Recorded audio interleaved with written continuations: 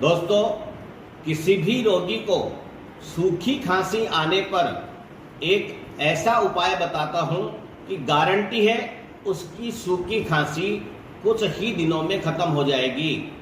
1 चम्मच गेहूं 1 गिलास पानी में उबालें।